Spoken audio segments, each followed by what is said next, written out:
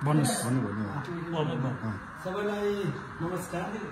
हामी आज गैरावासी नेपाली संघको मुख्यालय बालुवाटारमा छौँ। गैरावासी नेपाली संघको स्थापना 2003 देखि 20औं वर्षको यो स्वर्णिम इतिहासमा संघको 10औं महाधिवेशनपछि गैरावासी नेपाली संघ एक किसिमको विभाजनको स्थितिमा र सङ्घारमा उभिएको थियो। तत्पश्चात गैरावासी नेपाली संघ तीनवटा भागमा विभाजित भएर गएका 4 वर्षमा अड्केर बसेको अवस्थामा नेपालको सम्मानित सर्वोच्च अदालतले जुन गैरावासी नेपाली संघ एकताको महाधिवेशन गर्नको लागि तत्कालीन अध्यक्ष कुमार पन्तको अध्यक्षतामा बसेको संघको 81औं बैठकले संघका प्रमुख संरक्षक एवं पूर्व अध्यक्ष डाक्टर शेषकालेको संयोजकत्वमा उच्च स्तरीय एक समिति निर्माण भएको थियो। उक्त समितिलाई नै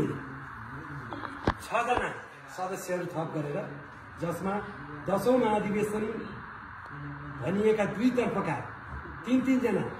व्यक्तिहरूलाई समावेश गरेर गैरावासी नेपाली संघको एकीकृत महाधिवेशन गर्नका लागि सर्वोच्च सम्मानित सर्वोच्च अदालतले फर्मादेश जारी गरेका पनि 3 महिना भन्दा बढी बितिसकेको छ। यस अवधिमा गैरावासी नेपाली संघको एकीकृत महाधिवेशन सम्पन्न गर्नका लागि फैसला कार्यालय शाखाबाट दोस्रो पटक गैरावासी नेपाली संघलाई,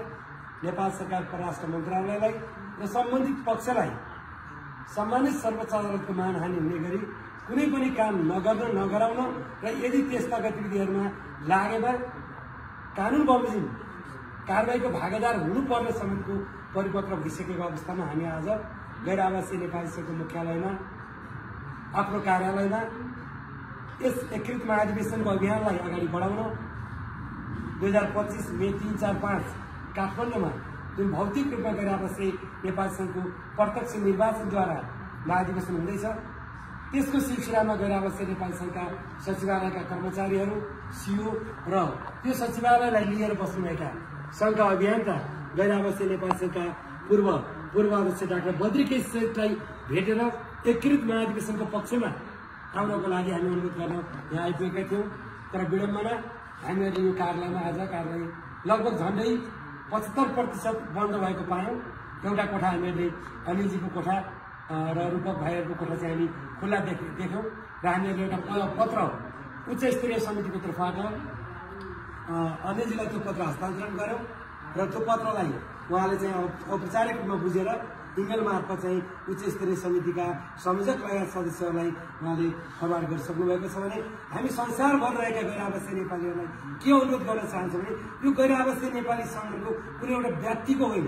कुनै एउटा व्यक्तिको लहलैमा, कुनै एउटा व्यक्तिको लहरमा गैरावासी नेपाली संघको 20औं वर्षको इतिहासलाई,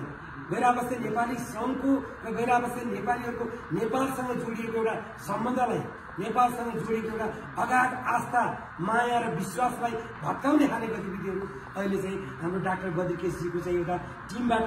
केदाकदा भइरहेको छ। र आजको दिनबाट म उहाँलाई यो सचिवालयबाट अनुरोध गर्न चाहन्छु, गैरावासी नेपाली संघको एकीकृत महाधिवेशनले तपाईँ हामी सबैको एउटा अन्तिम विकल्प हुन सक्छ। आउनुहोस् गैरावासी नेपाली संघको एकीकृत महाधिवेशन गरौँ। तपाईँ हामी फेरि संसारभर हामी सिट ठाडो बनाएर हिँड्न सक्ने वातावरण सिर्जना गरौँ। तपाईँहरूलाई पक्कै पनि लाग्दैन आजको अवस्थामा गैरावासी नेपाली संघको मात्र न गैरावासी नेपालीको शिर निग्रिएको छ। गैरावासी नेपालीहरूको बीचमा भएका विभाजनका कारण नेपाल सरकारले हेर्ने दृष्टिकोण, नेपाली नागरिकहरूले दृष्टिकोण र नेपाली डायस्पोराका गैरावासी नेपालीहरू पनि हामी तमाम आम नेतृत्वलाई हेर्ने दृष्टिकोणमा अलिकति नकारात्मक अगाडि बढिरहेको छ भने यो अवस्थामा म संस्थापक अध्यक्ष उपेन्द्र महतो,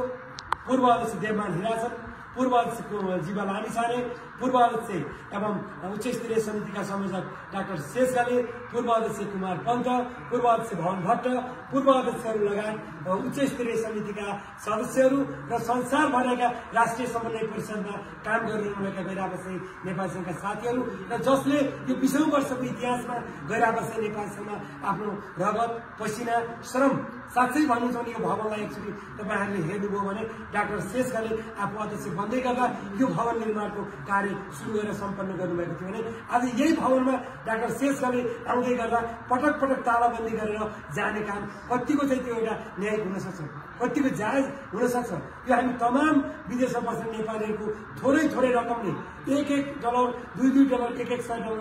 बनेको यो भवनलाई दुरुपयोग गरिएको छ। कानुन अनुसार पनि दुरुपयोग छ, विधान अनुसार पनि दुरुपयोग गरिएको छ। गैर आवासीय नेपाल संघको भवन निर्माण र खरिदमा नेपाल सरकारले हामीलाई त्यो बेलामा 50 लाख रुपियाँ अनुदान दिएको छ। त्यो केको लागि भने हामी यहाँ कसैलाई भाडामा लगाउन सक्दैनौँ, यसबाट हामी कुनै किसिमको बेनिफिट लिन सक्दैनौँ। तर अहिले यो भवनमा फेरि नेपाल राष्ट्र ब्याङ्कलाई चाहिँ भाडामा लगाएर गैर कानुनी तरिकाले कानुन विपरीत गैर आवासीय नेपाली संघको नामबाट यहाँ भाडा वसुली भएको छ भने अर्कोतर्फ गैर आवासीय नेपाली संघको नाममा सर्वोच्च अदालतको प्रमादेश आइसकेपछि पनि नियमित प्रक्रिया बाहेकका कामकाजहरू नगर्नु भन्ने परिपत्र हुँदाहुँदै पनि तथा नाम आर्थिक अपचलन गर्ने, राजनीतिक रूपमा चाहिँ प्रतिशोधको हिसाबले गैर आवासीय नेपाली संघलाई प्रयोग गर्ने र सत्ताको चरम दुरुपयोग गर्ने। म यो पनि भन्न चाहन्छु, सम्माननीय प्रधानमन्त्री केपी शर्मा ओलीजीले आफूले आफ्नो त्यो सम्मानीय पदको दुरुपयोग गर्नुभएको छ। सर्वोच्च अदालतको मानहानि हुने गरी सर्वोच्च अदालतले जुन एउटा प्रमादेश जारी गरेको छ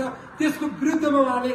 अध्यक्ष बद्री केसी भनेर अस्ति मात्र एउटा राजनीतिक नियुक्ति दिनुभएको छ। त्यसको पनि मैले आजको यसै मेरो विचार मार्फत त्यो कुराको पनि घोषणा गर्न चाहन्छु। सम्माननीय जसको नामको अगाडि थपिन्छ ऊ सम्माननीय भएर बस्न सक्नुपर्छ। यदि सम्माननीय भएर बस्न सकिएन भने त्यसको कालान्तरमा आफूलाई नै त्यसका चाहिँ अब्जेक्सन आउँछन्। र म सानो उदाहरण दिन चाहन्छु। 10औं महाधिवेशन डाक्टर शेषले आफूले एकातिर गर्नुभएको थियो भने हामी 3टा अध्यक्ष बनाउँदै गर्दा त्यहाँ राष्ट्रपति हामीसँग थियो, प्रधानमन्त्री हामीसँग थियो, कांग्रेस हामीसँग थियो, एमाले हामीसँग थियो, माओवादी हामीसँग थियो। देशमा भएका सबै राजनीतिक दल सबै हामीसँग हुँदा पनि 10औं महाधिवेशन सर्वोच्च अदालतले खारेज गरेको छ भने अहिले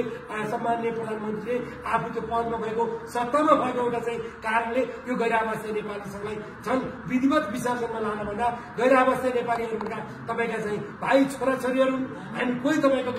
पाखा होइन, सबैलाई माया गर्ने, सबैलाई एक ठाउँमा बनाउने नेपाल सरकारको पहिलो दायित्व हुन्छ गैर आवासीय नेपाली संघमा एकता कायम गर्ने। म विशेष अनुरोध गर्न चाहन्छु नेपाल सरकार परराष्ट्र मन्त्रालय र परराष्ट्र मन्त्री डाक्टर आजु देउवालाई पनि म अनुरोध गर्न चाहन्छु, यो सुनौलो अवसर छ गैर आवासीय नेपाली संघलाई एकीकृत गर्ने, संसारभरका नेपालीहरूलाई चाहिँ एउटै मालामा बाँधेर गैर आवासीय नेपाली संघको मुभमेन्टलाई अगाडि बढाउने एउटा स्वर्णिम अवसरलाई नेपाली कांग्रेसका नेत्री अनि परराष्ट्र मन्त्री पनि र म त्यही पार्टीको कार्यकर्ताको हिसाबले पनि म अनुरोध गर्न चाहन्छु, यो गैर आवासीय नेपाली संघको अभियानलाई अविच्छिन्न रूपमा एकीकृत बनाउनको लागि नेपाली कांग्रेस पार्टीको तर्फबाट सम्माननीय पूर्व प्रधानमन्त्री एवं पार्टी सभापतिले पहल गर्नुहुनेछ, परराष्ट्र मन्त्रीजीले पनि पहल गर्नुहुनेछ र भोलिका दिनदेखि यो सचिवालय सुचारू रूपमा उच्च स्तरीय समितिले चलाउन पाउनेछ भन्दै मेरो शब्द राख्न चाहन्छु। धन्यवाद।